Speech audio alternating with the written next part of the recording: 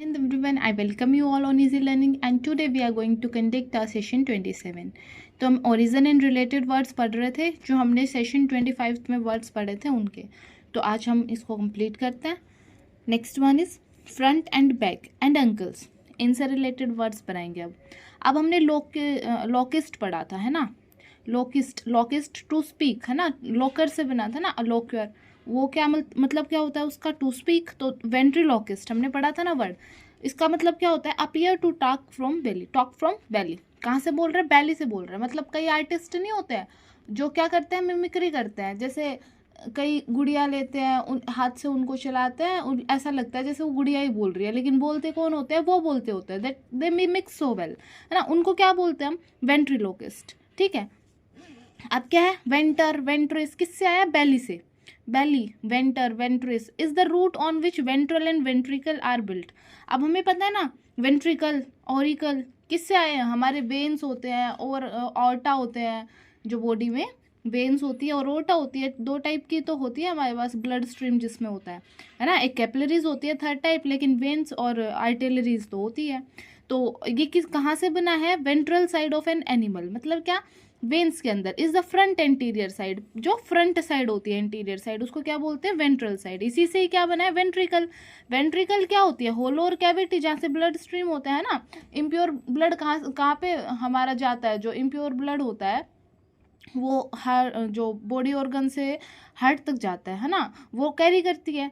Ventricles is a hollow और cavity और logically enough belly as one of two chambers of the heart are of four.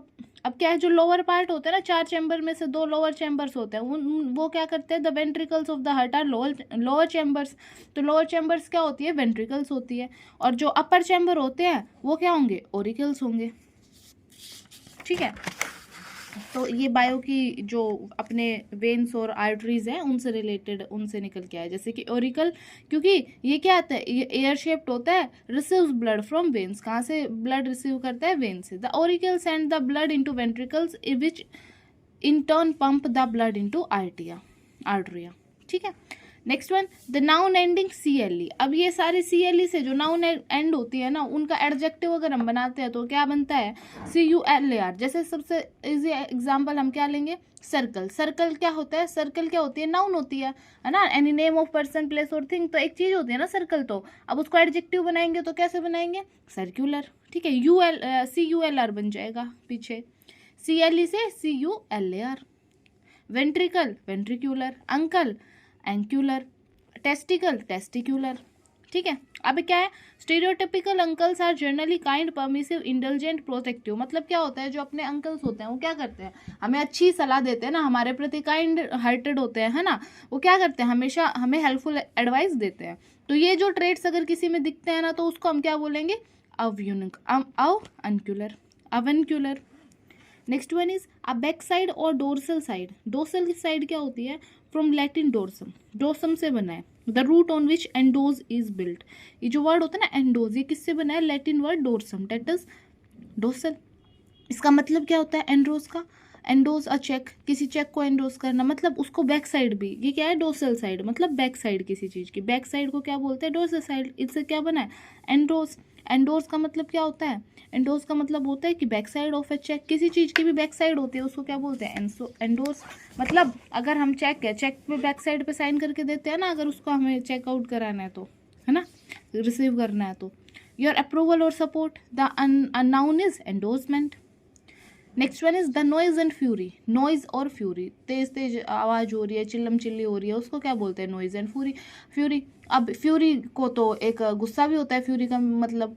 ठीक है। और noise तो पता ही है तुम्हें, जैसे कि वोसिफेरस, वोसिफेरस हमने पढ़ा था पीछे ही। वोसिफेरस क्या, बच्चे चिल्ला रहे हैं, है ना, पापा काम कर रहे हैं तो बच्चे क्या कर रहे हैं, नॉइज शोर कर रहे हैं ना। फेरो मतलब बियर करना और कैरी करना। अब vociferous rejoin carries a lot of voice, जिसमें बहुत सारी वॉइस हो। Vehement, loud, loud sound, noisy. ठीक है, साउटिंग, चिल्लाना, उसको क्या बोलते हैं, वोसिफेरस।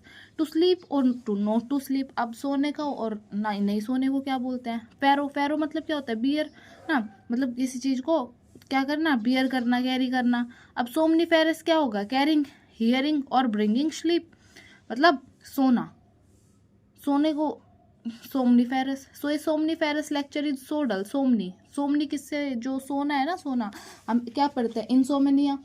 अगर किसी को स्लीपिंग सिकनेस होती है उसको बोलते हैं ना इसको इंसोमेनिया है, मतलब उसको नींद नहीं आती है। सोमनिया मतलब सोना, स्लीप। इंसोमनिया मतलब इनका नेगेटिव प्रीफिक्स लग गया तो क्या हो गया, इसको नींद नहीं आती है, स्लीपिंग सिकनेस है।